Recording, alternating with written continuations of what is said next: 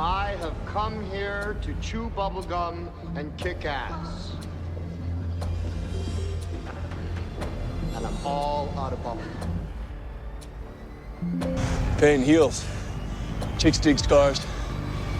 Glory lasts forever. At no point in your rambling, incoherent response were you even close to anything that could be considered a rational thought. We will be perfect in every aspect of the game. You drop a pass, you run a mile. You miss a blocking assignment, you run a mile. You fumble the football, and I will break my foot off in your John Brown hind parts. Everyone in this room is now dumber for having listened to it. Screw them. This is your time. Now go out there and take it. It's 106 miles to Chicago. We got a full tank of gas, half a pack of cigarettes. It's dark, and we're wearing sunglasses. Hit it.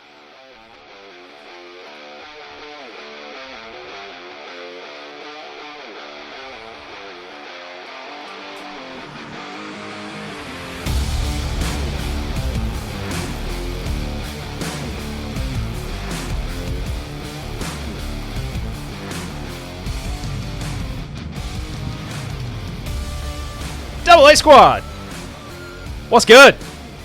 It's your boy Ryan, along with Kelly, back for another edition of the Armchair Authority. It's been a minute, and I apologize. It's so good to see you. It's so good to hear you, Ryan. It's so good to see you alive and breathing and well. Doing well. Doing well, all things considered. Battling some your kids go to daycare. Those of you that have experienced this, they just bring stuff back. And then they're like, Dad, I love you. Right in your mouth, And then they're like sneezing all over you and doing different stuff. And so then you just end up, you just whatever the flavor of the week is, right? So, yeah. So I thought I was down for the count on Monday, but things are good. Things are good within the household. Kids are healthy. We're moving in the right direction. The world is on fire. But outside of that, we're good in the house. So I can appreciate that. Yeah, it's that time of year. Sickness is everywhere. It's you can't escape it. Well, it's dumb because we're still outside. The weather hasn't been terrible enough for us to just sit inside and breathe on one another yet. Right. But it's just, 'tis the season. But it's dry. And I've been told countless times, dry air is sick air. Really? Dry air is sick air, right? I don't know. You ever been sneezed on? That's not dry air. Yeah, I love that. Yeah. Love that. That is moist air. No, but it fascinates me because I know what I do when I don't feel well. And I can kind of gauge when I'm not feeling, up to par. Am I able to have a successful day? Yeah. And if I can't have a successful day doing what I do on a day in, day out basis, if I can't be successful and I can't put in a quality work day, I'm not going in. Not doing anything. Right? I get sick leave for a reason, and I'm not going to go in. But I work in a line of work, as you're well aware, where we work with individuals. And the individuals who sometimes come into the office are closer to death than they are life when they come in. And they are hacking, and they are sneezing, and you can. Yeah. Due to life choices, fever is almost written across their forehead, right? Yeah. And I look at people, and I'm like, just stay home. Yeah. And I understand the privileges and the benefits I get. Where if I take a sick leave day, I get paid for it, right? Not everybody gets to experience the same thing. Not everybody has that benefit. But man, when you are so close to death, do you really want to come in and see me? Do you really want to put yourself? I mean, are there consequences for not doing? They don't even want to see you when they're healthy. They don't. So why on earth do you come in when you're sick as shit, trying to get me sick? I don't know. It's everywhere. Yeah, and their immune system's coming in. It's looking like Rocky at the end of Rocky 2, where he's like, I didn't hear no bell. Yeah. Just stay down, man. Just stay down. Yeah. But I mean, it's been a week for sure. I think trying to get this thing, back on track. And again, I apologize for not having anything out over the course of the last couple of weeks. It's just we don't. This isn't a full-time job. It's not what it is. I mean, I was in Minnesota last week. Kelly's got coaching responsibilities, trying to line up all sorts of stuff. And it's the same excuses you guys have heard time and time again. But I mean, they're not excuses. It's the reality of it. It's reality. They're not excuses. And if you got a problem with that, tough shit. That's where I'm going to go with it. All right. Just kidding. Love everybody. All right. Be better. Be better. Yeah. But, yeah, I mean, we didn't even get to cover, we were just talking about, pre-show. Kelly's been busy, so he hasn't really got to watch a ton of football, but, I mean, he missed a wild week one. There was a point last week where I did try to record something to put out while I was away. But then after listening to it and just kind of hearing myself ramble on in a hotel room for 30 minutes, decided not to put it out because it just didn't, I don't know. I wasn't vibing with it. It wasn't anything that I really enjoyed. From the beginning, I'm like, quality over quantity. Quality over quantity. I want it to be quality, and it wasn't what I wanted it to be. It was mostly me kind of fangirling over week one and how crazy it was, but not a lot of anything really. You should have put it out there. It was just words, just a word salad. You tell me all the time. It's better than you think. It's going to sound better than you think. I don't think so. Yeah, I don't think so. But yeah. So, and not a ton of stuff has really gone on, I would say personally, to even discuss other than just traveling. You've talked about. I think between the two of us, we've put on probably what would be the math on that? 4, 5, 20 new tires on vehicles. Oh goodness! Because I put tires on my vehicle. You were just talking about putting tires on all the vehicles in your household. I think again that is the season. People getting ready for the winter, all sorts of things. But it's just I think it's preparation season is what it is. And between preparing for the coming winter or preparing for how am I going to make it from September to March without gaining 20 pounds? From all the stuff that you're getting prepared to do between holidays and football. And, I was just talking about, we always try to do something for the Packer games. And I'm trying to, after this, I'm running to Sam's Club. So what are we going to do? Feeling like some ribs. I'm feeling ribs this Sunday, Kelly. Ribs. Well, I don't have any money to buy food because I've spent so much on tires recently. So that's going to help me a little bit with the old weight control. Yeah. However, the biggest mistake that my wife has made throughout our marriage is allowing me to just pretty much take over vehicle maintenance and duty. Because along that... Duty, right? Oil changes, vehicle maintenance, whatever it kind of is. If I can do it myself, I'll try to knock it out myself. If I need service, I'll go get service, whatever. But the mistake she made is just kind of turning that over to me and just saying, Kelly will take care of it.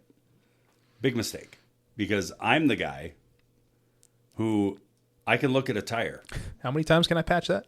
I'll look at a tire and I'll be like, we can stretch that one a little bit further. We can stretch that. And then I got to keep in mind who's driving said vehicle, right? Yeah. So obviously I got the wife's vehicle done up first. And it's like, she makes a commute every day. She's got to be safe. We got to make sure that we're in good shape here. But the kids' tires, I rationalize it in my head about, they don't go anywhere. Yeah. I mean, they drive to and from school. It's like a mile. It's not like Hill City's that big. And they drive maybe a mile. And I forget about, the trips to Rapid when they got to come to Shields or they've got a chiropractic appointment or whatever the case is. But I'm like, we can stretch these. And then you get told for the third and probably the last time, sir, there isn't anything I can do to fix this tire. We're going to have to put this tire down. I'm not going to do it. Yeah. It's not going to make it. I'm putting this tire in hospice. Yeah. This is over. Yeah. So then. This needs to become a shoe now. Do you think I learned? Well, no. I mean, when the tire maintenance service man says, there's nothing I can do for this thing, you're ready for some new stuff. In fact, you're down to your third layer of existence on this tire. I stretch it a little further until that call comes from your son at 2:00 in the afternoon. Dad, I was going to jump in the truck and head back to school, but I've got a flat tire. Yeah. But then that snowballs on you because then that's also your problem. It's like it's the result of not. It's what our parents told us. You take care of the problem at the beginning, then you don't have the problem later. I don't like that rule. I don't like that rule. It's not really a rule. It's more of a life guideline. Yeah. Well, guidelines are just there. You can follow them or you don't have to. Yeah. So then what happens? This is how this compounds, right? And let's face it, man. Based on the stories you've told me, both on this podcast and in private, your luck's not good enough for you to just hope and pray that tire doesn't blow out. No, and I don't freaking learn. Why don't I freaking learn? I have an inability to learn. Clearly. Yeah. Well, yeah. I mean, that's... I have a disability. Yeah. And it is a disability. Yeah. Self-diagnosed. I cannot learn. So what compounds from that? Son calls flat tire. Well, I know they're not going to fix it because I'm not going back to that dude 4 times because he's going to say, you're an idiot. You'll edit that. You're an idiot.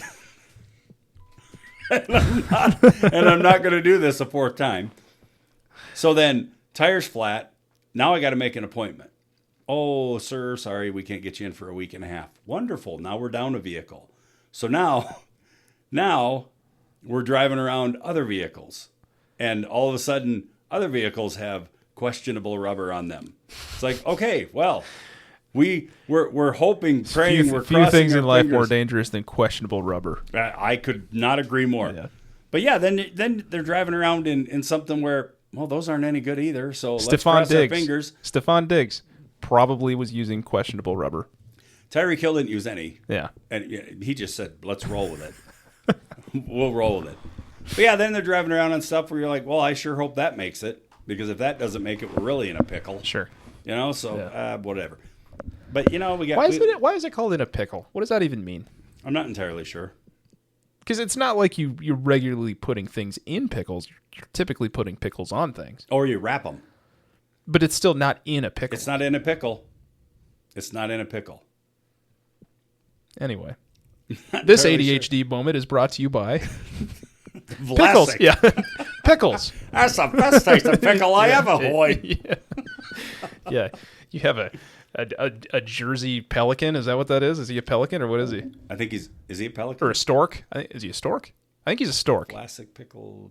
Is it a freaking stork? Yeah. I don't know. That's another thing. It's like, how do you get from the mascot to what you're promoting? Vlasic, pickles, stork. Yeah. I've always wondered about Iowa State's mascot. The Cyclones? They're a cyclone, but it's a big bird. It's a big bird. I don't know. Like what is it? Yeah, I just figured it's because it's like tornado territory type thing. But I know, but maybe why a not. big bird? His name is Cy, by the way. Oh, Cyclone. CY. Yeah. But, I mean, I don't understand the bird. Yeah. I mean, I love Iowa State. Don't get me wrong. I just don't you understand love the Iowa bird. State? I love Iowa State. I pay good money there. I'm part owner. But yeah, I just don't understand the bird. In any event. I don't We know. haven't been around a while, but here we are. Why is Iowa State's mascot a bird? It's Cardinal. Because a cyclone, their official nickname, is difficult to represent in costume. Correct. Cardinal was chosen as an alternative mascot in 1954. All right. So it's Listen. based on school colors. That is an incredible explanation, simple and yet just kind of like let's just tell it how it is. It's hard to put somebody in a tornado costume, so we'll just have a secondary mascot. Right, and nobody has had a better idea since 1954. Well, I mean, there's a ton of teams that do cardinals and birds and stuff like that. I know, but they're named the Cardinals. Yeah, sure. Arizona Cardinals. Yeah, sure. I mean, There's secondary. I mean, the Browns have a dog. right, Miami Hurricanes. Yeah. They just have the U. Yeah. Because how do you represent a hurricane? I don't know. How do you represent the Philly? What the hell is a Philly? Yeah, it's the Philly Fanatic. Interesting. Yeah, here we go about mascots again. I'm staying off it. That one has just forever perplexed me, and we just answered this, and I feel much better that it's actually chosen on school colors. Yeah, I mean, I like since that. 1954. That's creative. Yeah, it's not a new thing. It's just the decision for size. Students at a pep council realized that a cyclone cannot effectively be depicted in a mascot costume, especially in 1954. I would like to see concepts of a 1954 cyclone costume. Yeah. Hilarity. Yeah, because I'm sure they've changed their logo and whatever multiple times, but it's always had the cardinal. Does this feed more into the rivalry with Iowa? Because they're both birds? One's a cardinal and one's a hawk. Eye? Well, they're Is it just the eye of the hawk? It's just the eye. It's not the actual It's just- hawk. They don't get the entire bird. Yeah, it's just one eye of the They hawk. just get the eye. Singular eye. And the pecker beak thing. Pecker, nice. That's on there. Yeah. I said beak. I followed up with beak. It's been a minute. There you go. Who says you can't learn things on a dumb podcast? Oh, by the way, hey, I had some homework. I know, granted, we haven't been on here. I was like, I don't know. Yeah, been on I'm here in that a teacher that assigned homework and just, it's been so long I completely forgot about it. Now you're the student in the back of the room that's like, hey, didn't you assign something like 2 weeks ago for us to turn in? And everybody's all pissed off at him because like I had forgotten about it, but now you reminded me and now everybody's in trouble. Yeah, not everybody's in trouble on Okay, this one. gotcha. And I'm going to get myself out of trouble because like 4 weeks ago, you asked about Beaver Stadium. Yeah. Penn State playing at Beaver Stadium with that same grin that's on your face right now. Say the word Beaver, Ryan starts smiling. I don't know, it's weird. Beaver Stadium. Because I'm thinking, why did they call Ohio State Stadium the Horseshoe? Well, it's shaped like a horseshoe. Right. Pretty simple. Anyway. So Beaver Stadium, Yeah. actually named after a former governor who was at one point the president of the Barry Board of Beaver? Trustees. I think it was Jack Beaver. John Beaver. Jack Richard Beaver. Something, not Richard. But it was former governor Harry. of Pennsylvania. It was Harry Beaver, wasn't it? President of the Board of Harry Trustees Beaver. for the university.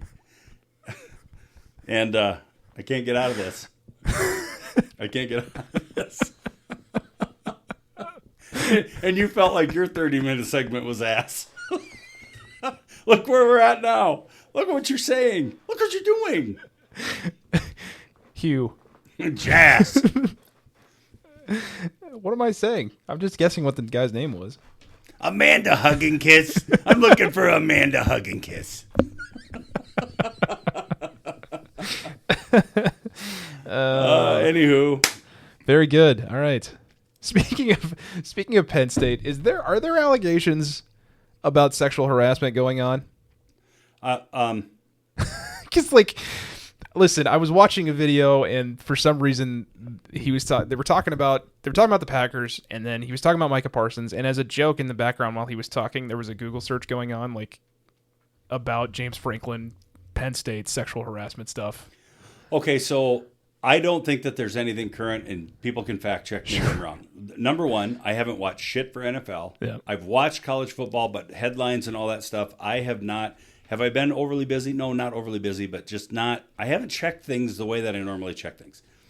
So the last thing that I was aware of was a former student / player for Penn State that came out and made some allegations about some hazing and harassment and that type of thing. But I think it was relatively older stuff. 2024 is everything that's popping up right now. And the person is no longer at the university, no longer there, and he made some allegations about certain players. And I don't entirely know or think that the players that were alleged to be involved are still there. Gotcha. I don't even know that that's a part of it, because I think Micah Parsons was in his final season when some of those other players, the alleged players, were listed.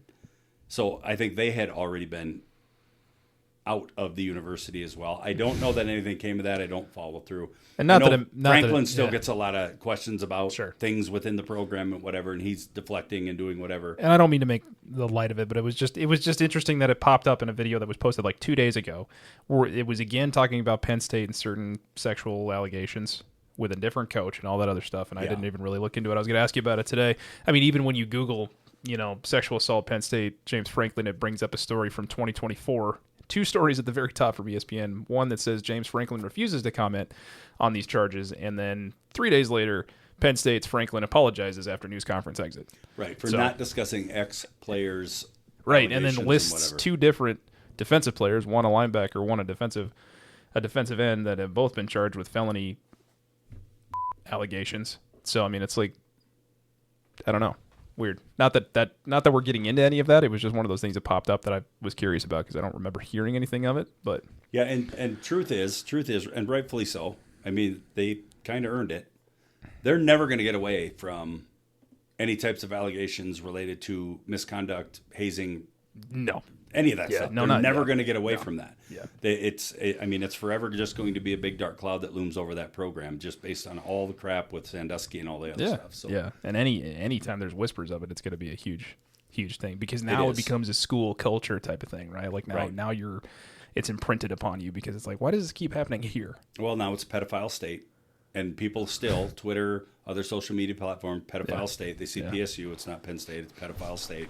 We do all that stuff, and I get it. And I'm not making light of it, and I'm not trying to minimize all the stuff. We've talked about that before. But they're never going to escape that. That's just never going to go away.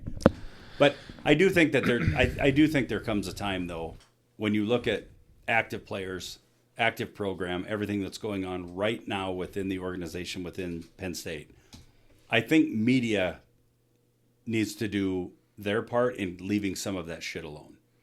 They need to kind of stop, because some of those questions, most of those questions, aren't things that James Franklin can, will, or should have any input on. Or better yet, how about you get all the facts before you start reporting things? Well, but you're never going to get that. And this is a larger scale issue other than what's going on at Penn State, and even in sports. How about you gather some stuff up before you start just spouting your mouth off about things that you don't know? Yeah, you're never going to get that, though. Because that's what gets people. It not only does it get you in trouble with your own job, but, I mean, it gets other people in trouble that don't need the trouble in the first place.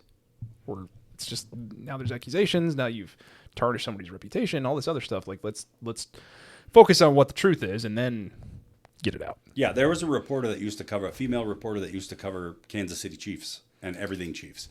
And a lot of stuff at that time was going on with Tyreek Hill. And the allegations, the assaults, and all the stuff that was going on with Tyreek. She, with zero facts, zero knowing really nothing about the stuff, she started spewing stuff off that was very unfavorable for Tyreek Hill. And there hadn't been arrests made, there hadn't been charges filed, there hadn't been any of this stuff. The due process stuff hadn't even it's a guilty until proven innocent society. It was, now. And she started firing off her mouth about Tyreek Hill and actually very unfavorable and whatever it is.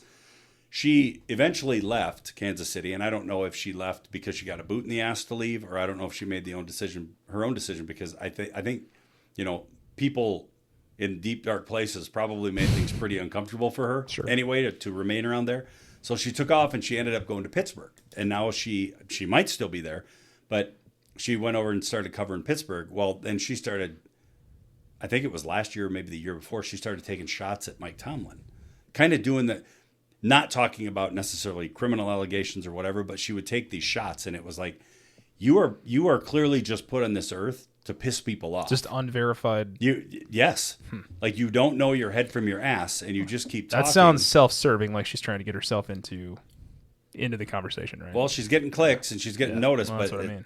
Very unfavorable comments about her and whatever. And I mean, sooner or later, well's going to run dry, and you're not going to find yourself with anybody wanting you to come around. Well, that's how you lose credibility. I mean, you look at, not to get too in the weeds with any of this, but like just mainstream media in general, like there's just, I mean, I'd be hard pressed to find anybody that's still like, yeah, I believe it when they say this, you know?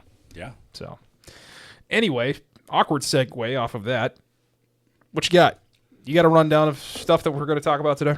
Well, I've already fallen on the sword a little bit. I haven't watched anything for NFL football. You talked to me about the Bills and the Ravens game. You can talk a little bit about that if you want and kind of rehash that's some of from your 30 minutes. That's from almost 2 weeks ago. So it is. I haven't hardly watched any. So the Chiefs opened up on a Friday night. I think that was the opener of the regular season.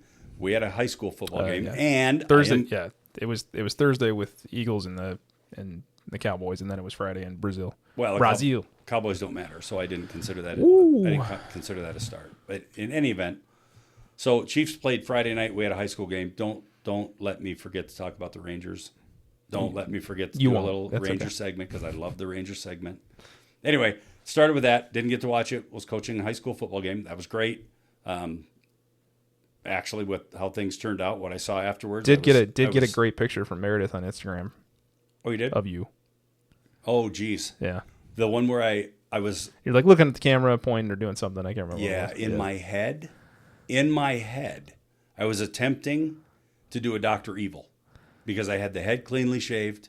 I was trying to do Dr. Evil, but it's a pinky to the corner of the mouth thing. I don't know what the hell I was doing. Yeah, it was more of the... and I did see that hit Instagram. More of the sunblock baby type thing. Yeah, it was kind of creepy. Yeah. It was really kind of weird. You need to work on that.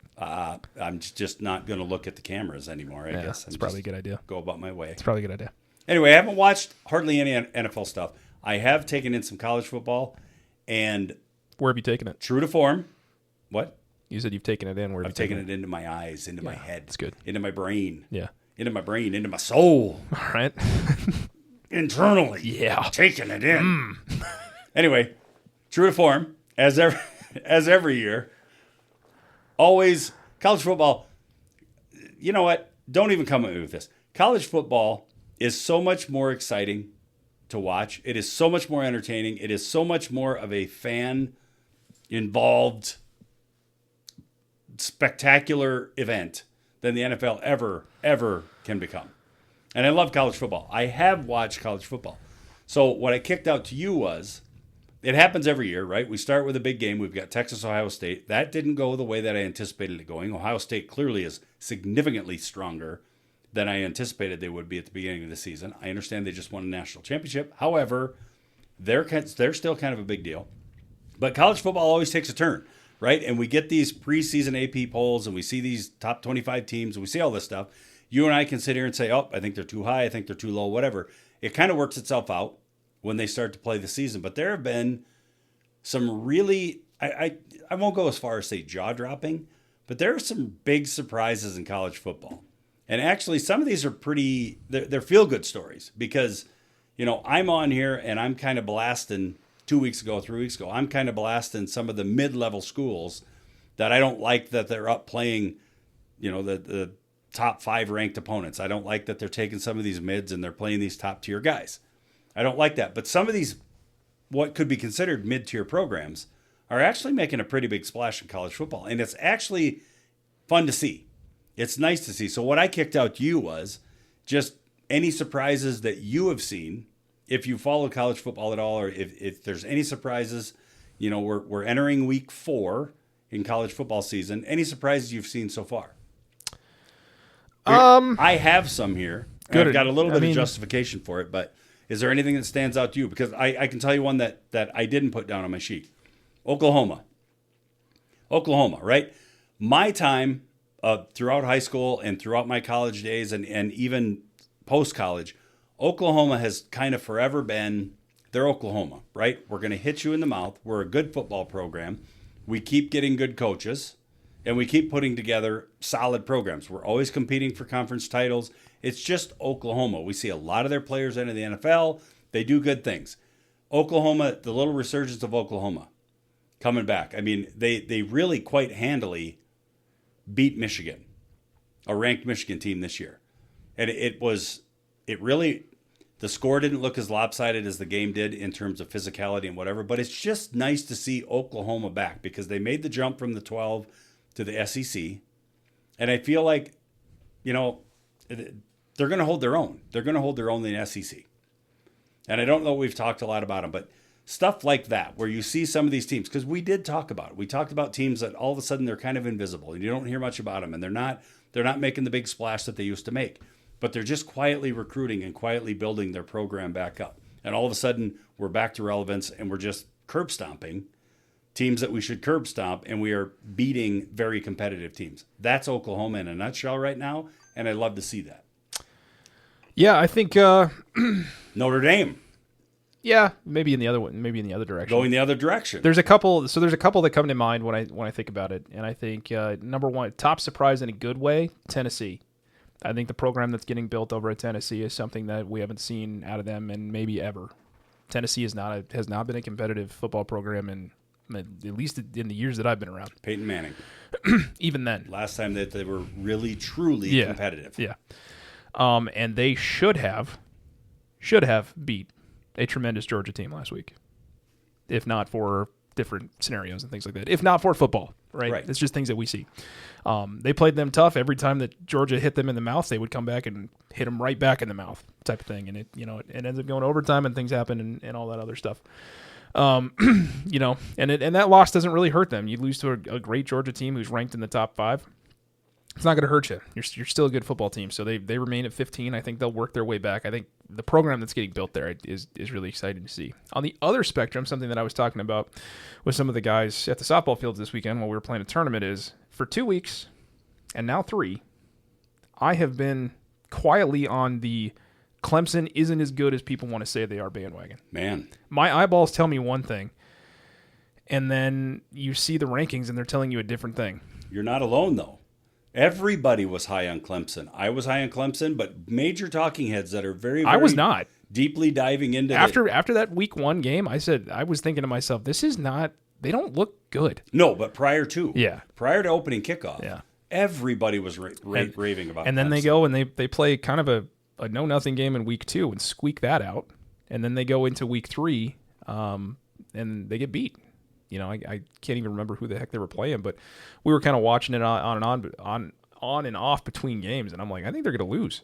Yep, they're going to lose. I didn't feel very comfortable about it at all. So, well, that's one of my feel. Georgia Tech, yeah, that's it. They're on my That's one of my feel goods that I put down. Georgia Tech, who I mean, they're always around. They're in the ACC, right? And they're typically not ranking up there with Miami's, Florida States, and those caliber of opponents, but.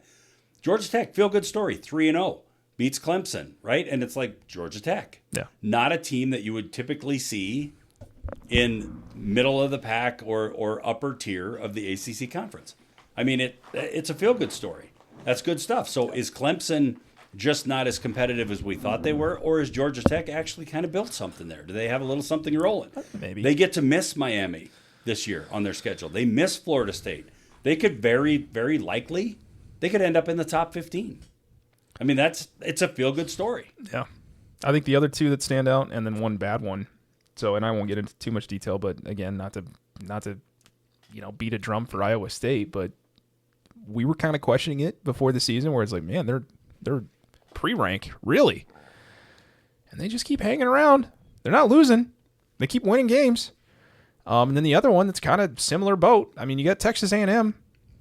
I got a buddy. He's a Texas A&M alum. He's one of my best friends. So I kind of have a quiet rooting interest in Texas A&M and things like that. So them going and beating Notre Dame, in that shootout that it was, and I mean, hats off to them, man. Like, I think it makes the SEC better. I think it makes the rivalry weeks better when Texas A&M is good. It gives a little bit more of a flair to the whole Texas situation down there. And I'm not like trying to put fuel on the fire after what they did with our T-shirt design, but I mean, I think it just adds to the fire for football. And then on my spectrum, a team that I keep a close eye on is Florida. I think Florida's been incredibly disappointing. Specifically DJ Lagway, and we'll get to that a little bit later when I get into some of my observations. But this was a team that came in, I think, pre-ranked at 15 to start the year. After a strong finish to the end of last year and gaining some momentum, has just fallen off a cliff. They look terrible. They're undisciplined. They're not playing together. DJ Lagway, who was the top QB recruit 2 years ago, has looked abysmal. Looks like he doesn't even really know how to play the game. He just looks kind of like Anthony Richardson 2.0. Just very, I mean, they played competitively against LSU, even though they turned the ball over 5 times. It was still a 10-point game, but like, woof. They've got to clean some stuff up there, and I think it starts at head coach. I think you can see the culture, which is a word we use on this show all the time, but I think the culture within that is a direct result of the head coach. Yep. No, I'm with you. So the other feel-goods I got, and it pains me a little bit, but Florida State, pretty impressive. They were 2-10 a year ago. Yeah. 2-10, right? And they went from college football playoffs to abysmal. To transfer portal shenanigans. Correct. And now all of a sudden they're putting together kind of a nice little season. Miami. Miami. We talked about Miami when 2 weeks ago, whatever it was, and it was like, don't forget about Miami because Miami's kind of doing things down there. But Florida State, nice little thing. They might have a schedule that's going to allow them to be a 10-win team, right? If you're a 10-win team, you're going to start sniffing the college football playoff stuff, right? I'm not saying they're going to be in, but it could be there. Vanderbilt, Ryan. Vanderbilt. Did you ever think that you and I would sit here at these tables and talk about Vanderbilt? James Franklin put together something pretty nice when he was back coaching Vanderbilt before he took the Penn State job. But Vanderbilt, right? 3-0. Preseason ranked 13th in the SEC, and they're already, at this point, they're 3-0. They've got a lot of heavy lifting ahead of them because they're still in the SEC. But again, putting together another school that you wouldn't typically talk about being nationally ranked, and there they are, and it doesn't matter if they're 23rd, 25th, whatever the case is. It's a school of Vanderbilt you wouldn't talk about when you're talking about preseason polls and all that. They were picked damn near last to finish last in the SEC. That's a feel-good story. Georgia Tech, we talked about. Iowa State. I was upset because I'm a fan of Iowa State, but I was upset with their preseason rank. And they're beating good opponents right now. And they're playing great. And the new helmets, love them. Whoever came up with just throwing a nice little whatever that font is that they spell cyclones across the helmet with, they've always got fire uniforms, man. That's great. We're going to get down there and watch them play Kansas this year, by the way. That's going to be a lot of fun. I'll have some pictures. Yeah. We'll upload that. But I'm telling you, they're going to climb the ranks. And if they can keep winning, it wasn't an impressive win over the Hawkeyes, but it was a win over the Hawkeyes. And that is a huge, huge rivalry. Stay in the Big Ten.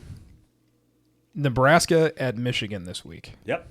Nebraska 3-0, Michigan 2-1 with a loss to Oklahoma. I'm not at all impressed with Nebraska. If so, this feeds into the question though. If they put up a good performance to the point where they actually maybe squeak out a win against 21 Michigan, do they deserve to be ranked? No. No? No. They have to beat multiple, because Nebraska isn't necessarily, they weren't one of the teams that necessarily went invisible, but they've had a lot of coaching turnover. They had a lot of stuff. It doesn't feel like they've ever really truly rebuilt the program. No, and I mean yeah.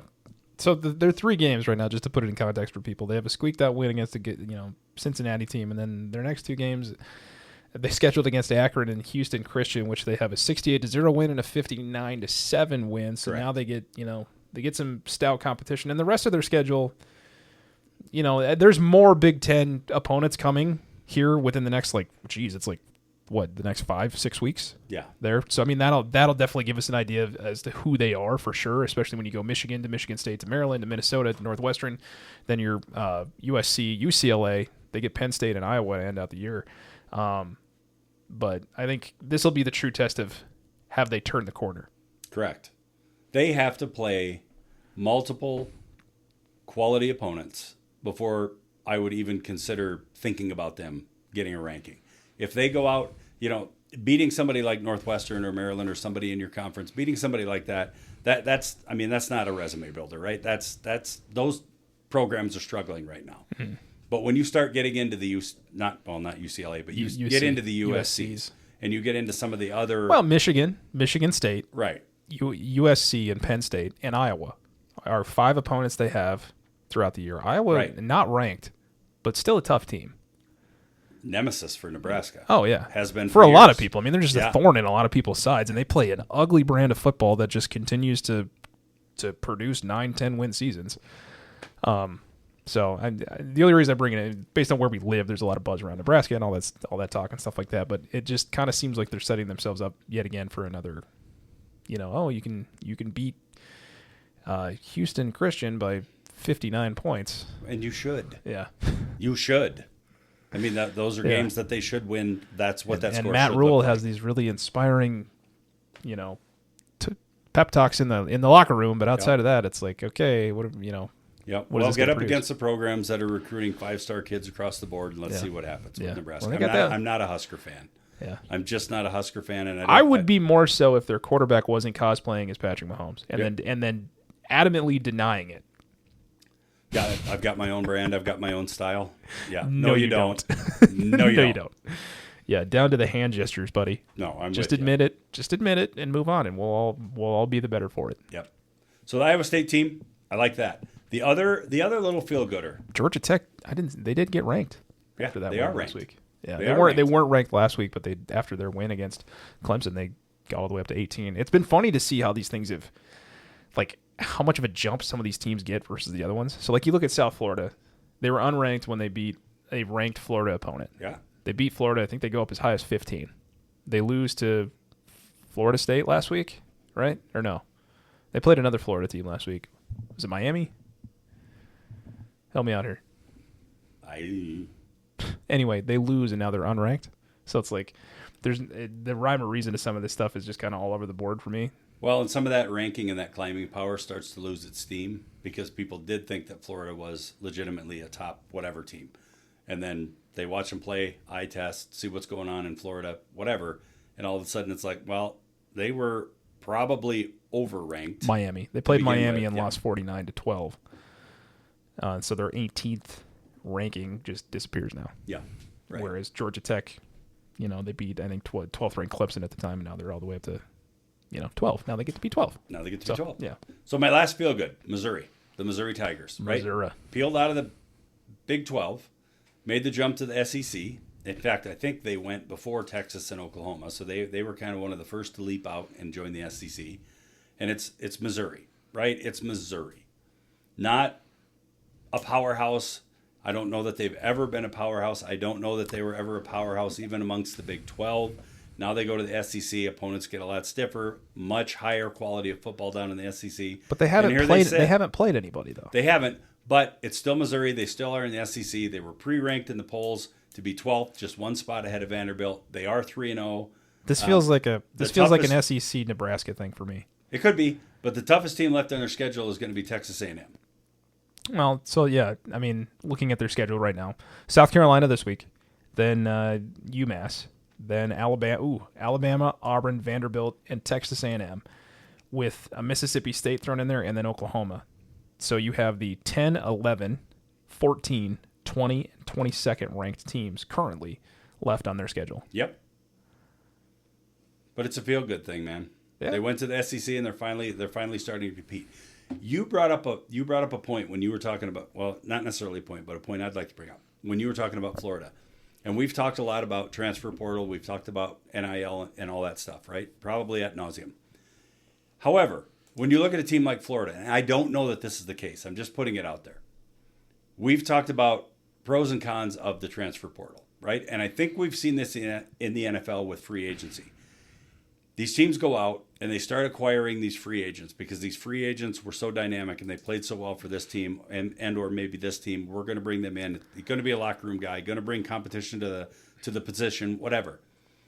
Transfer portal wise, do you think it's a reality, Ryan, that in some case, some of these teams that are diving deep and long into the transfer portal and they're bringing these players in, they're not necessarily homegrown kids that started in the program and are working their way up into starting roles and playing position. They dive deep into the transfer portal and they start bringing these guys in from the outside and they're just not jiving. Either they're not learning the scheme, either they're just not jiving with the rest of the guys. You look at a school that basically recruits a kid out of high school, brings him up through the process, so he's a part of the organization all the way up through, right? And now we're finally a junior, maybe a senior, whatever the case is, and they've earned their way into a starting position, but they've been acclimated to that program the entire way up from being recruited. Transfer portal, obviously not the same situation. A lot of the kids in the transfer portal, and this is factual, are junior college kids. So they're playing at much, much smaller programs, and then they're coming into the portal, but because they're considered, quote, game ready, teams are looking at them because it's like, okay, not as much acclimation as a high school kid. So we can get him into the program, we can get him rolling, we can get him, competing for a depth chart, whatever it is.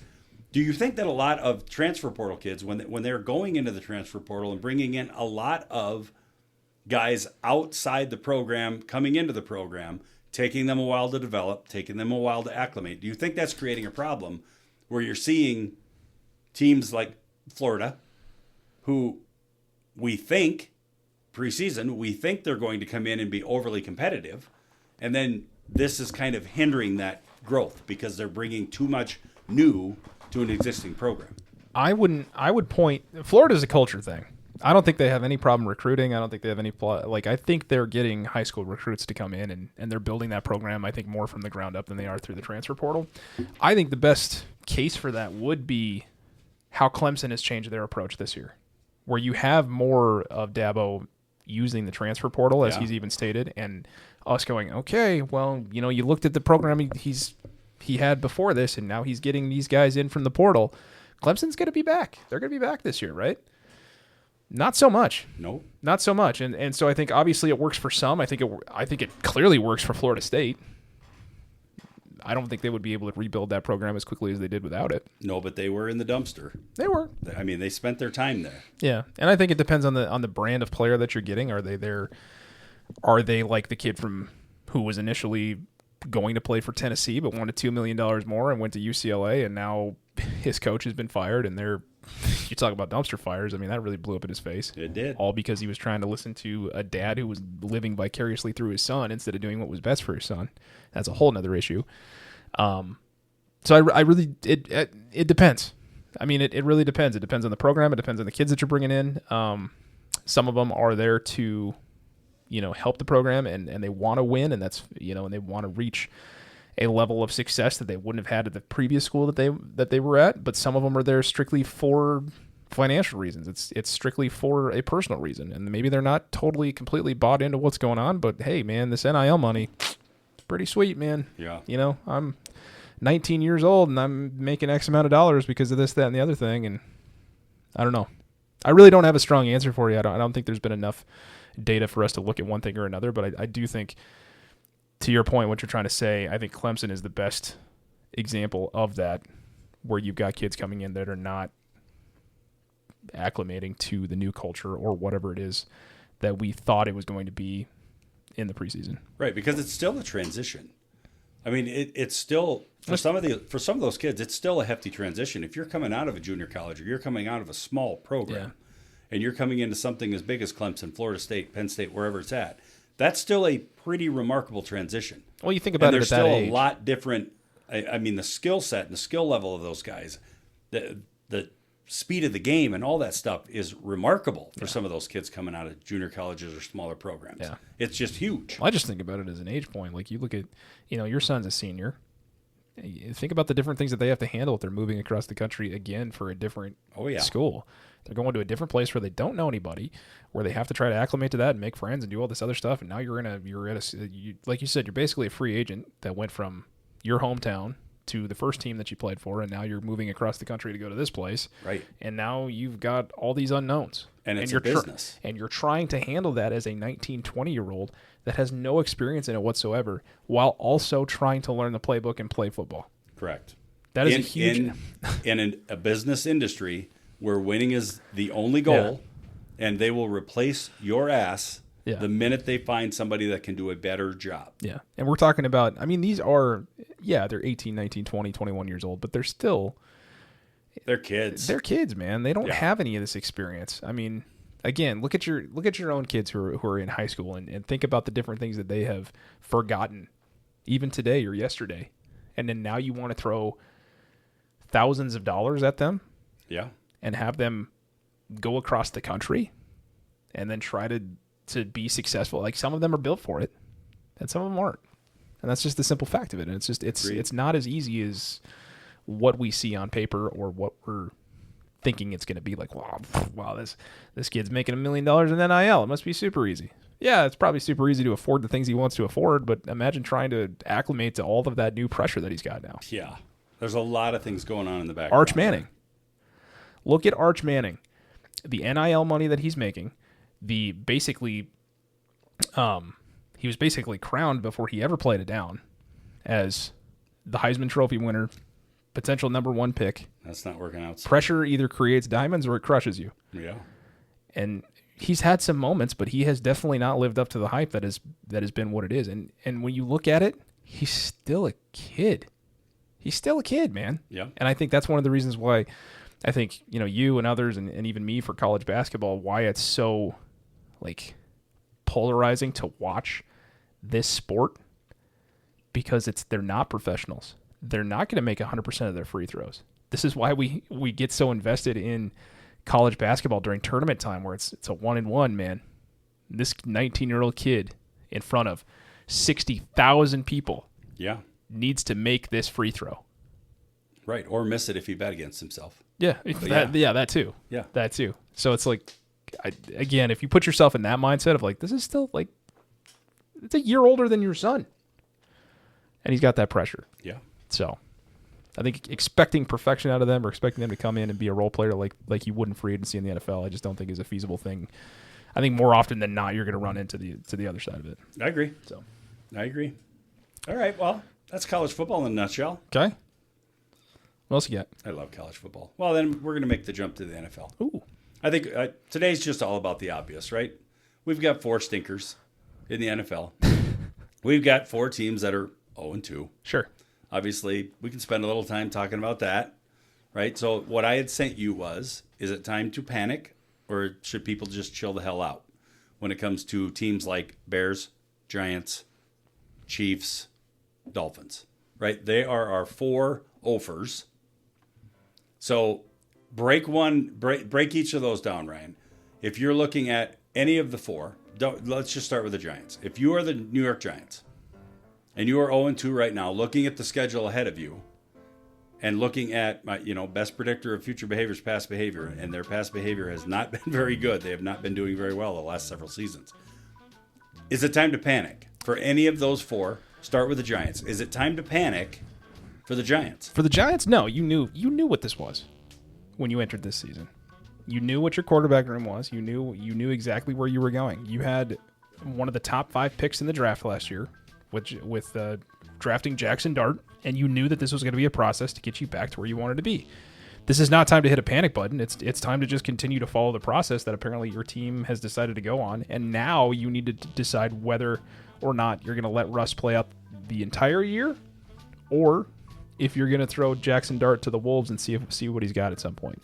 I think that's your biggest concern, because that's obviously you addressed it in the draft as your biggest concern, that you need a quarterback, and so now you just need to decide when the proper time is. Okay. So I would say, is it time? Is it time right now? Yep. No, I don't think so. Okay. And not based on the fact that what Russell just did to the Cowboys on Sunday, throwing for 450 yards and 5 touchdowns or something stupid like that. Yeah, he had a really bad interception in overtime that ended up probably costing them the game. But no, I think you need to stay patient with it. I don't think you force it at all. Okay. Okay, now we're looking at the 0-2 Dolphins. Yeah. To win games, you have to win the game, not lose the game, Ryan. I mean, that's what their coach stated. The Dolphins are a team right now where I joke about, quiet quitting is something that we joke about on this show a lot. Because I do it. Mike McDaniel is quiet quitting on the Dolphins. And you can't convince me otherwise. Between his press conferences, between the way that team plays on the field, and just the different things that are going on within the Miami Dolphins organization, it's an embarrassment to watch him get up on the microphone and talk the way that he does. Because there were times, where his little cutesy, funny, little nerdy stuff was endearing when he first got the job. But now he just looks like an idiot, dude. Yeah. He looks overwhelmed. He looks like he doesn't want to quit, so he's waiting for somebody to fire him. The ship is sinking over there in is Miami, what it looks like. And he is fighting like hell not to go down with the ship. And is he though? Looks overwhelmed. Is he fighting like hell? Because the quotes that he's had over the last 2 weeks, the way his team has looked, is a direct reflection of how he is on the podium. Yeah. Lethargic, unprofessional, unprepared, and boring to watch. Right, and the organization... Attitude reflect leadership, Captain. Correct. And the organization itself has a lot of controversy and drama and nonsense going on within it. From Tyreek Hill to the past stuff with Tua to all the stuff. I think the guy is just massively overwhelmed. I just don't think he knows what to do. I think every time you get a new coach and you get the guy that's crowned to be, the next best thing, and this guy's a genius and watch what he's going to do, and you put the head coaching role on him and all of the other obligations that come along with the head coaching thing, I don't think he's prepared for it. I don't think he knew what he was getting into, because he took over a pretty good team and they made the wild card, right? They made the playoffs in one of his early seasons there. And since that time, competitive has left the room. They're not... they're pretty much in everybody's pool when they're playing the loser pool, and I got to pick 3 losers this week. They're on everybody's list. Yeah. This is a guy that's at the microphone. His eyes are down and to the right or the left. He's not looking at anybody. He's not instilling any confidence in what he's saying. You played football at both the high school and the college level. I'm going to play this clip, and you tell me if this is a guy you want to run through a wall for. To win games, you have to win the game, not lose the game. Honestly, and that is how you lose the game. You're moving the ball down the field. You're 1st and 10, and then you find yourself at 2nd and 20 to win game. Hall of Fame. What is that? That is a really bad attempt at coach speak, and you just made yourself look pretty ridiculous. And no, I would not want to play for that. If that is my main advocate for my team and my organization, I don't want to play for that. But there's nothing there. Get pissed off. If you're 1st and 10 and suddenly you're 2nd and 20, be pissed off about it. Don't just stand up there. Oh no, he's composing himself. He's very composed. Bullshit. He doesn't know what he's doing. He doesn't have any idea what he's doing. That is a guy way in over his head, and he's just trying to. I think so. He's hoping somebody throws him out of the boat. Is what he's hoping for. It's very possible. He's at the wheel. He's trying to steer it, and he's hoping somebody kicks him out of the way and takes the wheel. Yep. I'm convinced of it. Body language says a lot, and that tells me that that's a guy that's just like, I'd rather not be here right now. So circling back around, Yeah. you're going to panic if you are a fan of the Dolphins. Especially when you got trounced by the Indianapolis Colts in week 1. Yeah. A game that everybody thought you were going to win because of all of the stuff that we had heard about Indianapolis coming into the year. Daniel Jones, everything, right? Yep. It's been the inverse so far through 2 weeks. Who might I add? Daniel Jones looked like a little bit of a resurrected player right Indiana Jones. there. Indiana Jones. Danny Dimes. He's playing some football down there. I'm not. He's got some impressive wins. I don't claim to be a smart man. I'm just observant, as we will find out later. But I have talked about it multiple times. A change of scenery and a little bit of humility goes a long way for a player's confidence and their ability to regain their composure within the NFL. Yeah. Do you think, oh, goodness gracious, what's his name? Dolphins coach. We just talked about him. Mike McDaniel? Oh, my gracious. Yeah. Do you think McDaniel survives this season? So there was a report that came out today that said his job is not hindering on any sort of playoff appearance. Well, then they shouldn't even talk about playoffs. I mean, can they even compete in their conference or in their division? But again, what culture are you creating with the Miami Dolphins where you have that at the press conference? You have what you've seen on the field. Your record says you're 0-2. You can't even beat an upstart New England team. And you're going to continue to run with that regime? You're going to continue to back that guy? Shouldn't there be some sort of incentive to keep your job? Right. And now think about the next head coach that's going to have to come in and clean that up. The bar's not very high, man, is what you're telling me. For a professional organization, as a fan, I would be livid. I would be livid. You haven't had a playoff win since, what, Marino? Yeah. In the 80s.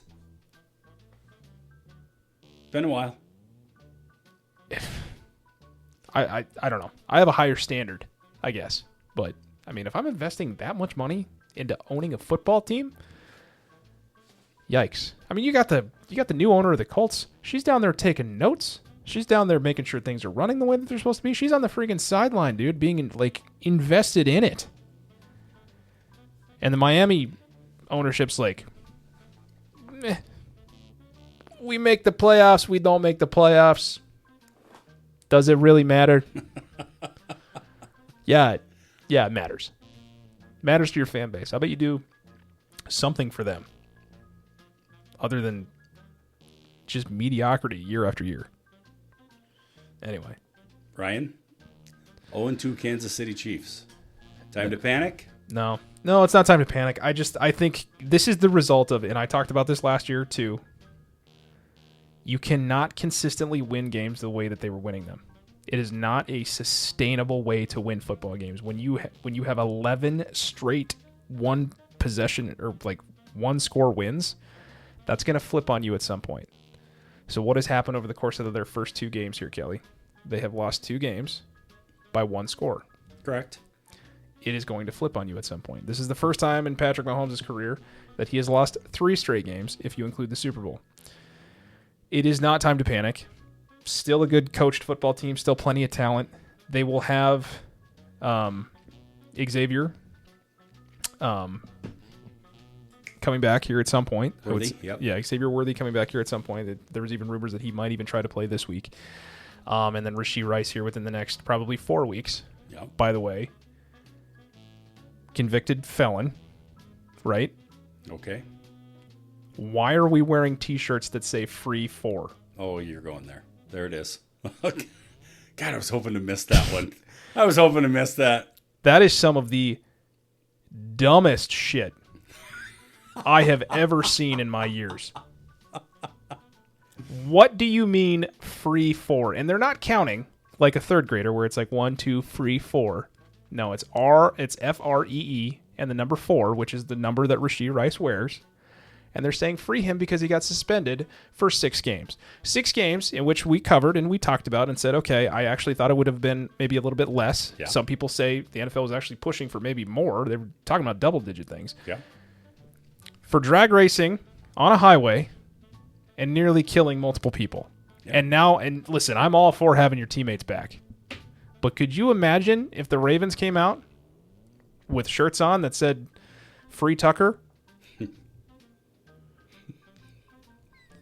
I got nothing. I got nothing. It's WNBA. Pay us what you owe us, Dude. Right? Like, pay us what you owe us. You want to talk about putting the blinders on, or just like, how tone deaf are you? Yeah. Imagine being the families. Don't you feel like that itself should earn you a suspension? Wearing the shirt. Dude. I don't know. I think Travis Kelce needs to be more concerned about catching footballs in the end zone rather than wearing shirts that make no sense whatsoever. I can agree with that as well. I had a lot of fun with that on Sunday. Yeah. And another thing, on the other side, not that we're even talking about Philadelphia, how in the absolute hell do they continue to get in situations where it's 3rd and 1 and 4th and 1 and they can just continue to run that bullshit tush-push play 10 times a game? I think they ran it 7 times. 7. I have never seen a team run a QB sneak more than twice in a regular season game more often than not. They ran it 7 times, Kelly. Well, I'm going to say this, and this is the only thing that I'm going to say about the tush push, because I sat behind. It's an illegal mic. formation. Well, I've listen. We talked about this earlier before the season even started about whether or not they should ban it or whatever. It's an illegal formation. Call it like it's supposed to be and have them line up like they're supposed to. If you're going to call the Chiefs in certain game situations, whether it's the game against the Packers or one in the playoffs where you've got guys in illegal formations because they're not lined up correctly, you need to call it on that play too, because the center is about a 1.5 feet over the ball, and everybody else is lined up right with him. Well, and the problem that I had with, I don't have a problem with the tush push, because I sat behind the mic and I said, you know what, I don't care. Let him play with the tush push. Who gives a damn? The only thing that I would ask, I don't either if it falls within the confines of the way that you line up within the rules. They're not lining up correctly. It is in a legal formation. Right. My only request is throw the effing flag for the false start. Wow, yeah, that too. When the offensive guards are swinging an arm forward and they're diving towards the football before the ball is snapped, 4 effing consecutive tush pushes. They slowed the camera down. They showed the camera. They did whatever. It was clear as day, Ryan. This isn't something where, no, I couldn't catch that at game speed. I didn't see that. I didn't see that violation at game speed. Bullshit.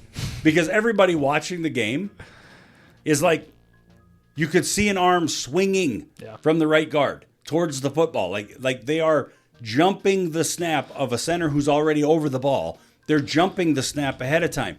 You got the announcers talking about it. You got everybody and their dog talking about it. Go ahead and run the tush push. But by God, when they move early, let's make sure and throw a flag for that. Because in that game, 2 of those tush pushes happened inside the 1 yard line. And Kansas City damn near stopped them. And they false started both of them, and they got in the end zone.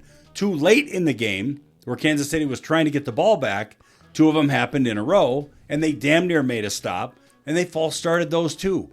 If they call the false start, if they actually call the foul that should have been called, is Philadelphia going to kick a field goal the first time instead of punching in for a touchdown? Probably. Are they going to want to go for it on 4th and 5? Not likely. Yeah, because you can't run a tush not push at that point of the 5. game. No, and not at that point of the game.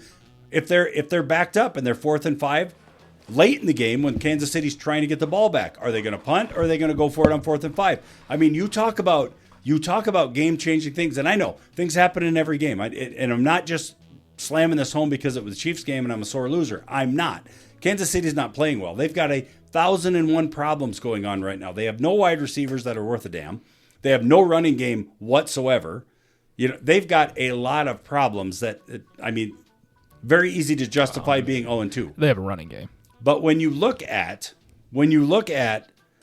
these situations with the tush push and the false starts that are not called and whatever, it's hard enough to stop the play. Yeah. For all the things you mentioned and the play itself. I mean, it's frustrating for you as obviously being the opposing team's fan for them, but also as just a casual observer. Like, I'm not mad at all or disappointed that the Chiefs are 0-2. It's one of those things where it's like, all right, now you get a little adversity. Let's see you overcome it, which I think they will. Yeah, back to your original question. I think the Chiefs will make it in they're going to make it in as a wild card team, and they'll do their thing, right? But on the other side of it, you've got 2 teams. Just from a casual football fan, those are 2 of the teams that play the most boring brand of football in the entire NFL. And the Eagles have moved into that so far 2 games into the season, where they're winning games the same way the Chiefs won games all the way that they did last year. They play good defense and they don't turn the ball over. And it was just really boring to watch. And then you had both of them play. Yeah. And you've got a really boring football game that came down to us discussing whether or not a formation is legal on a play that gains you 1 yard. Yeah. If that doesn't sum up how fucking boring that game is, I don't know what does. And I didn't get to watch it. I just got to watch the highlights. Trust me, you didn't miss much. It didn't sound like it. Yeah. And I'm not even disappointed that they're 0-2 because they earned it. Yeah. They earned it. Their wide receiver room is a mess right now for things you mentioned. They've got Rashee Rice on suspension. They got Xavier Worthy hurt. Apparently, wide receivers don't matter because the Eagles have probably one of the top 5 to 10 best wide receiver rooms in the league, and they don't have a passing touchdown this year. Yeah, right. And the Chiefs' running game is in total disarray. Yeah, I thought Pacheco total would be disarray. A little bit better this year, but yep, the total disarray. So I'm pushing the panic button on the Chiefs because they're kind of venturing into that'll work. They're venturing into an area that they're having problems within their little systematic scheme that they're doing that they haven't encountered in years past, and I don't entirely know that they're going to be able to fix with current personnel. I don't think that that's going to be a thing. I will say this. The reason I'm not is because Patrick Mahomes looks more inspired so far through 2 games than I have seen him in maybe the last 2 years. That is true. He looks like he's playing more inspired football. That is true. But anyway. He's running for his damn life in that Eagles game, I'm told. Both games. He's their leading rusher. Running for his life. So a yeah. lot of things breaking down. I don't know what's going down. I don't know what's happening there. Anyway, I did misspeak. There are multiple other 0-2 teams. These are just the ones where it's like, hey, do we put our hand on the panic button now or not? Yeah. But then you got the Texans, right? You got the Texans 0-2. Thought more. Oh, I thought you were going Bears. I can go Bears. I was ready. I was ready for Bears. Well, let's go Bears. Let's go Bears. Let's not go Bears. I didn't think that was a big surprise. Boo the Bears. But yeah, we can say Bears. Well, let's go Bears. It's your 5-time consecutive offseason champs. They make all the right moves, Kelly. I know. We're going to take the North and never give it back. And if anybody, Ryan Poles. now right, and now there's headlines about maybe he's not the right guy. They Maybe got we their need to start quarterback. looking elsewhere. They got their quarterback. They got their coach. Yeah. They've bolstered their wide receiver room through free agency and the draft. They went and got their tight end in Colston Loveland. They won the offseason, damn it. They do every year. Hang that banner. They do every year. And I know I'm being a little cocky here at week 2, but it just gets so annoying to hear it year after year. Yeah. Here we are. If you don't think that game against the Lions was Any sort of motivation from was- Dan Campbell and those guys? if you don't think that Dan Campbell was like, this is an FU game, Ben Johnson, this is an FU, hanging 52 plus on him, whatever it was, and just grinding, that was a total FU game from Dan Campbell. And I was there for it. Are you ready to cement your flag into Caleb Williams being a bust? Yes. I have from day one. I mean, just like cemented. Like, I know you planted it, but are you ready to pour the concrete around and let it sit there? He's not showing me anything different. It's true. He's not showing me anything different. And you and I sit here all the time. We talk about the eye test. He's not showing me anything different. Does he have flashes? Does he have flashes of good plays and mobility and pretty dynamic play? He does. But so do all of these guys in the NFL. Right? I just don't think he's got it between the ears. His ears. He's not. He doesn't have it. I will cement it. I will stand behind it. He has not shown me that he is going to come out of. But USC retired his jersey, dude. I don't care.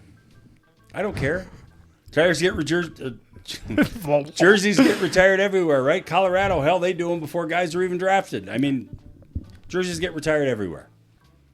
The guy's problem is not physical. The guy's problem is not the ability to play the game of football. The guy's problem is directly between his right and left lobe. That's where it's at. It's between his damn ears, man. Do you think Ben Johnson got there and after because you've seen those 2 pictures of the day that he got hired and then a month later, and it looked like he had just gone through a 4-year presidency term type of thing. Do you think at week 4 he went home, he was talking to his wife, honey, I don't know what the hell I just got myself into. He's feeling it now. This Caleb Williams kid, as he's pouring himself 3 fingers of scotch. Oh. Yeah, he's feeling it now. Yeah. He was Mr. Cocky guy, right? And we're gonna beat up on everybody in the NFC North and da da da da. How you feeling now, Ben? Yeah. How you feeling now? Yeah. And then maybe who knows? Maybe they'll figure it out and go on a little bit of a run here. I mean, it's only week 2, so we got the overreactions. You're always kind of like a little tepid on, but I feel pretty confident in the Dolphins one, as far as like yikes. And then I mean the Bears are gonna bear, man. They're gonna bear down and take it. You know, and I don't have any sort of animosity towards the Lions because they haven't been, and this isn't me just being a dick, but like they just haven't really been relevant for 30 years. Not for very long. Right. No. And so good for them for having success. So anytime I see the Bears get absolutely annihilated, it's a good day. Yeah. I'm fine with it. Anywho. Anyway, yeah, there's a couple more offers. You got the Browns, you got the Jets, you got some offers on there, Tennessee. But I think the writing's kind of on the wall. They play in a division. In Houston, which I'm not going to worry too much about. They're in a stinky division. So, Yeah. you know, and are the Colts real? I don't know. They're 2-0. They seem to be playing tough, not for a weird leverage call. Until they prove otherwise. They've made some big changes. Yep. So I think you really don't find out who these teams are until right around Thanksgiving time, in my opinion. And I know I've had that conversation over the weekend where like Thanksgiving season's almost over. It's like, no, not really. I mean, you can say, okay, this defense is legit by that point in time. Yeah, I think you can gauge the NFL a lot sooner than you can gauge college football. Well, I think you know what you have, right? Especially when you start looking into Halloween. some of the teams, right? But you start looking into teams like the Packers, the Chiefs. You got a bunch of guys back from the year before that. You kind of have a better idea, and you can kind of gauge what you think is going to be there. Like, what are they going to present on the field? Chiefs have not presented what I thought they were going to present at all. They are underachieving big time. The other teams that we talked about, Giants, Bears, everybody else, kind of expected that. Kind of expected that. Now, do they need to panic? Well, depends on your perspective. Some of them need a wholesale change. Yeah. Some of them need something. There's a lot of hype behind Chicago being a 9-10 win team this year. No, there was not a lot of hype between the Giants being a 9-10 win team this year. So it all comes down to perspective, right? Like what were you expecting, and you know what are your ultimate goals for the end of the year? And I think I had Chicago at a 5-win team when you did that little thing several weeks ago. I think I had them at a 5-win team. Yeah, it's tough, man. Like the regime change and all that stuff. You're trying to build a new culture, and a culture that I don't think your supposed best player and leader is he wants it to be his culture. This is a kid that wanted a percentage of ownership of whatever team that drafted him. Yep. There's a lot of me ball, not a lot of wee ball. Yep. Wee. So, not a I don't know. ball. We could go on and on about that, but it's just like things that do not. It's just smelly, right? It's just kind of twinges the nose, and you're like, "Something ain't right here." Yeah. Something's you can't find it. It's not in the trash. It's not in the sink. You're like, oh, am I gonna start tearing out the walls, try to find this thing? Yeah. You know what's not smelly? Your observations. Ooh. Let's go. Nice. Let's go. Nice. I feel like I should do, because I had ones for week 1 too. Maybe I should just do all of them. Just do them all. I got time. That's good. Listeners have time. I mean, they're here. Aren't maybe. they? Maybe. Hey, I did get one comment. I got one comment that was voiced directly to me, and I appreciate it. Voiced? I think there was one that was texted to me. Could have been. I got one that was voiced directly to me, and I appreciate the comment. And you know what? It's very justified. It was a very good comment. And they said, Kelly, will there come a time when you're going to shut up and stop talking over Ryan? No. And I said, I'm going to make a very, very conscious effort to not talk over Ryan. And I've been trying today. I don't know if it's improved. I'm going to have to, I might have to go back and listen to it. But yeah, I will do my best, and I appreciate the comment. I don't really think it's that big of a deal. I listen to a ton of podcasts, and there are people that talk over each other all the time, especially if they've got something funny to say or whatever. Like, it just kind of pops up. Like, it just is what it is. Yeah. So it's really not that big of a deal. I just got to watch your mouth the entire podcast and interject when it stops moving. And don't ever do that again. I thought I had it. We need cameras. There was a direct text that was sent to both you and I. Is it from Anthony? No. And I can't find it now. I switched phones between then and now, so it's probably why I can't find it. This is one from Julie? Yeah. Yeah. Do you have it? I don't know. Yeah, I should. Oh, I did not delete her email either. She gave, Yeah, I think it was. She yeah. gave a shit. She about, had comments about deleting an email. It was about being Taylor Swift's maid of honor, and whether or not he was actually going to propose after the Super Bowl. Goodness gracious. People don't text me this much. Why can't I find it? Well, you don't text people that much, so maybe that's the problem. I just don't respond. Yeah. I'm not very good about that. Do, do, do, And when you do, oh, here it do, is. do. I found it. Do you want it again? Yeah, sure. Go ahead. Wait a minute. This is how you can be a part of the show too. You can text us, Wait a minute. I think it just. and then we'll get into some observations. I think I just hit the wrong button. Oh. Ruh-roh. Let me go again.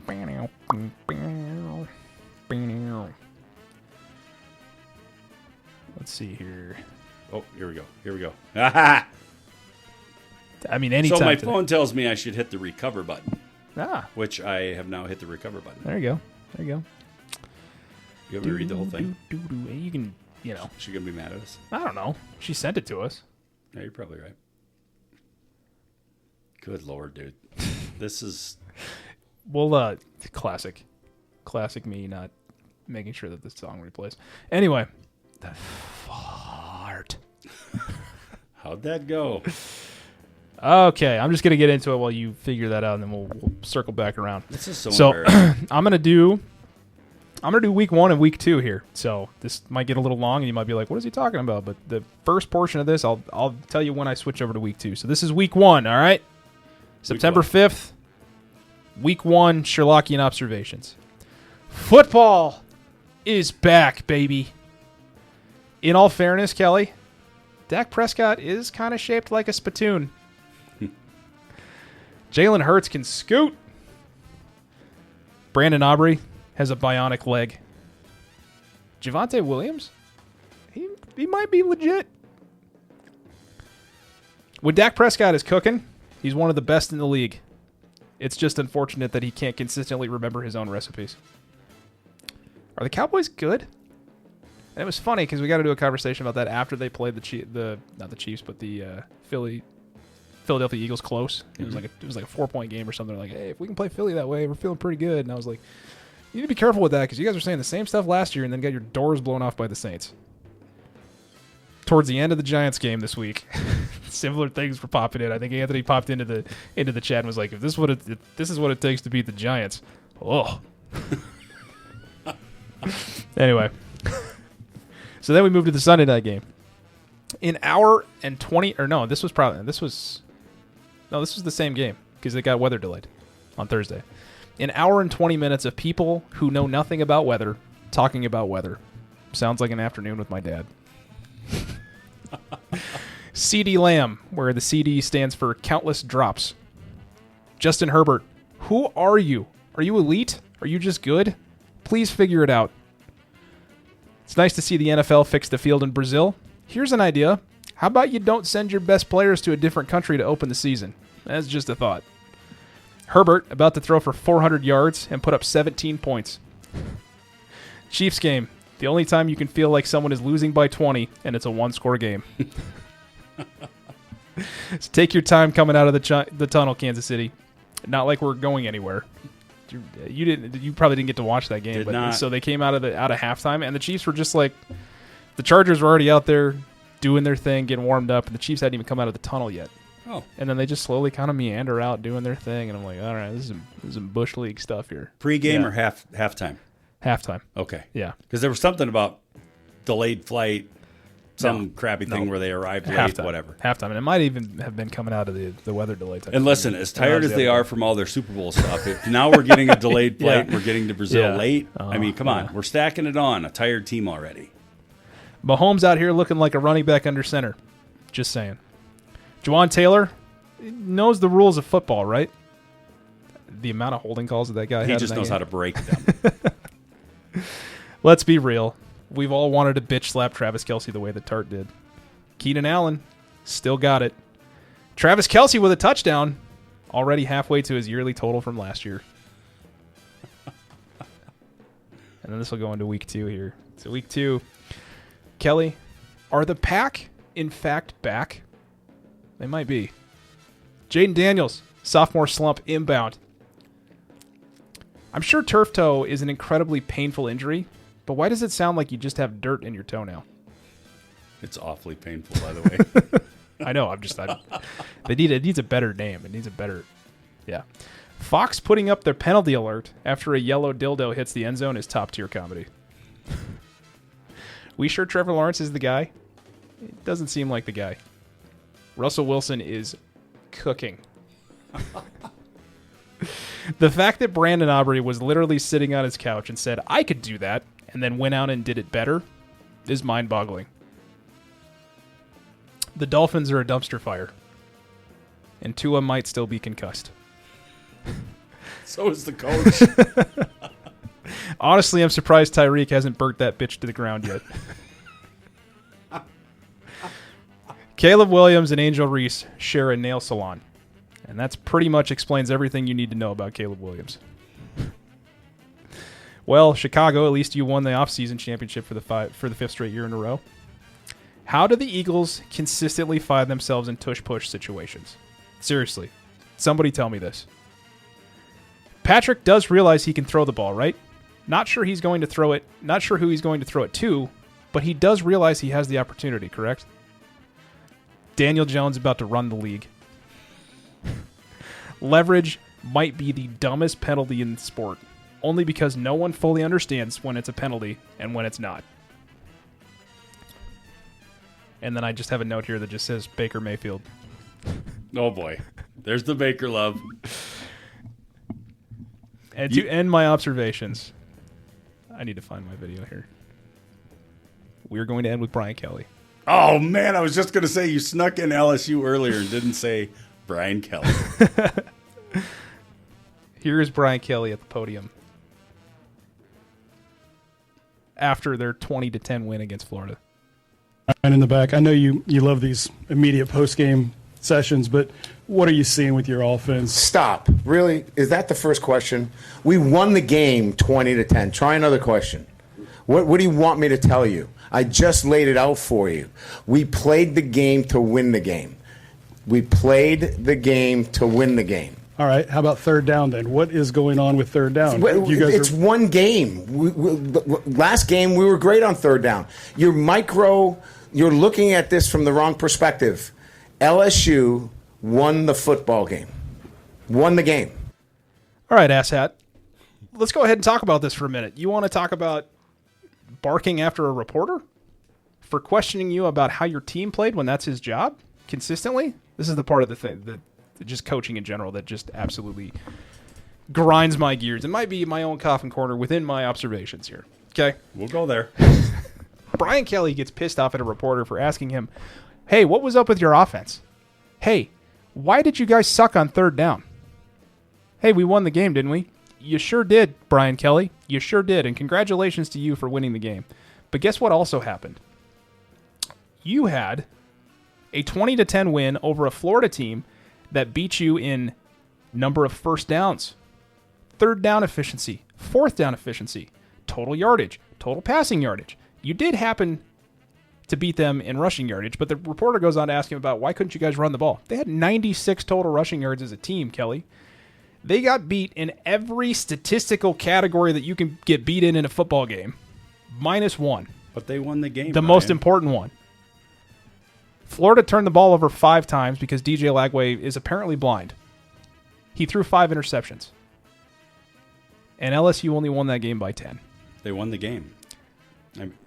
That reporter has every right to ask the questions that he did when you got outplayed by a team that turned the ball over 5 times and lost to South Florida the week before and is a complete and utter mess. Yeah. So he had to go out and issue an apology the next day for the way that he responded, because I'm sure he went back and looked at the stats and looked how his team got absolutely manhandled in every aspect of this game outside of the scoreboard, which is the only thing that matters. Did he really issue an apology? He did. He came down. He came out and apologized, the next day or the day after that. But maybe you want to do a little bit of inward reflection and understand where this guy's coming from, because as a whole, they haven't been very good at running the ball this year. And when you only win a game by 10 points where you had 5 turnovers created, I think they have a right to ask some questions. You know, most of those coaches, Ryan, when they do those post-game interviews like that, they have sheets of paper in front of them. They know that information that you just Maybe rattled he off. should read his instead of eating it. That's what I mean. He clearly didn't have anything because it's Brian Kelly, and I just want to be at the microphone because I just want to be on. I want everybody. I'm just to impressed listen he to me didn't talk. have a fake Louisiana accent going on. Yeah, and do the slow motion dance and do everything else that he Down does. here in the bayou. You're right, we won the game, right? Shoot him, Elizabeth. Shoot him. Yeah, he clearly forgot the sheet. Yeah. Might have been tucked away in his ass. Anyway. Whoops. I thought I was putting it in my back pocket. Turns out I put it in my butt. Where did this third pocket come from? Prison wallet. Nobody explained that to me. Jenny. So anyway, listener Julie. Yes. Shout out to listener Julie. And you too can be a part of the show by either somehow having our numbers personally, like Julie, or you can write in your emails to thearmchairauthority@gmail.com, or you can leave a comment on Spotify or your podcast of choice. Yes, and Julie actually was not aware that this podcast.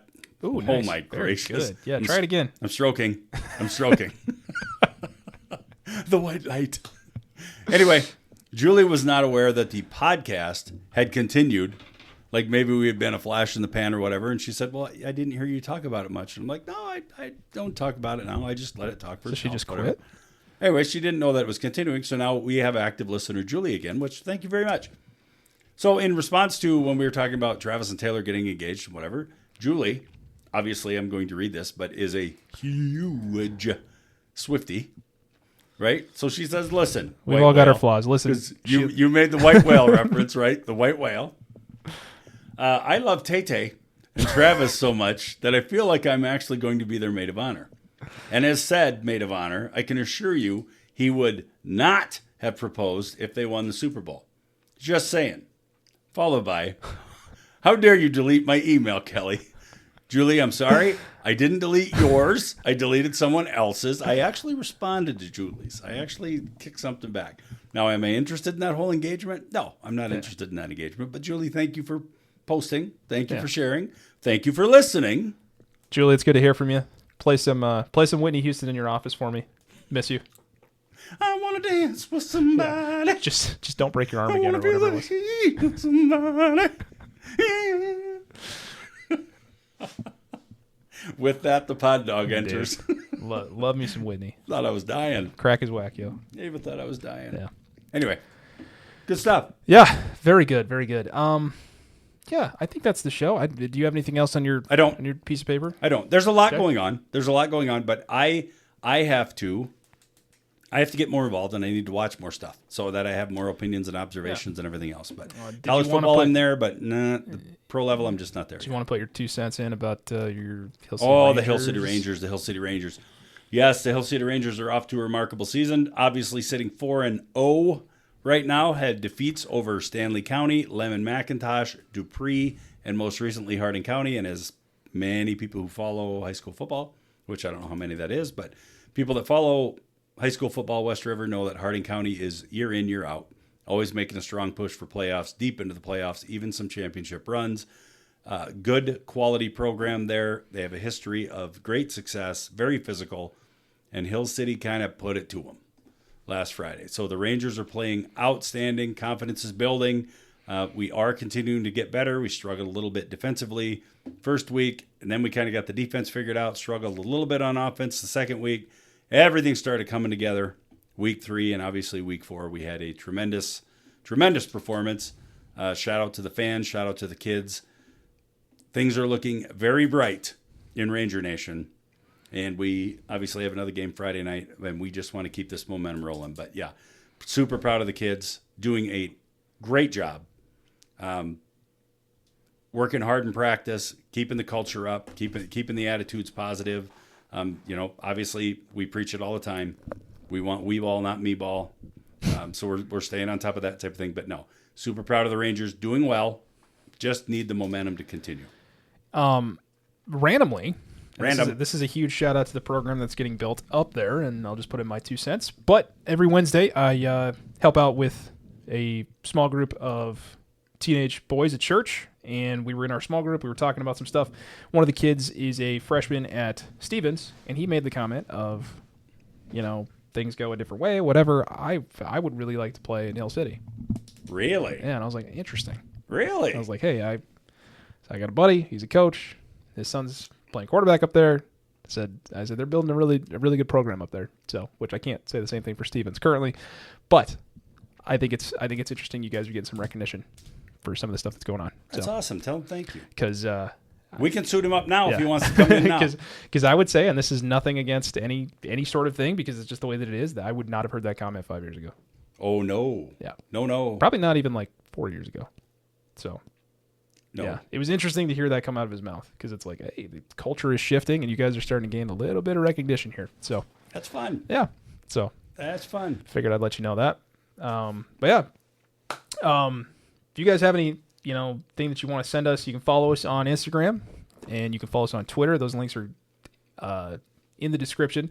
We'll also have a link there for some merch if you guys want to go get your Armchair Authority t-shirt at TeePublic. The link is over there. I've already given you the email address, all of that stuff. So looking ahead at week 3 of the NFL, there are a couple of interesting matchups, as there always are, as well as college football, things like that. So you can look forward to us just continue to talk about football. I mean, that's really the reason why we started this podcast in the beginning, was just to talk about football, and here we are. This is our year. This is our time of the year, man, to talk about it. So episode 71. Yeah. Here we go. Yeah. So next week it'll be 72. Yeah, we'll. And I'm told that it'll be 73 the week after. Hopefully. Man. Hopefully. Man. As long as nobody questions whether or not we're still around. Momentum. Yeah.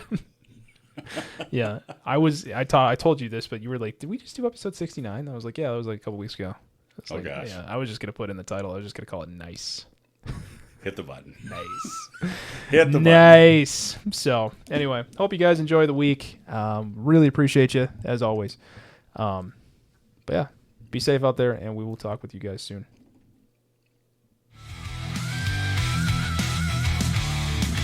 They know the game, but they're keeping it fun, poking fun at the stats.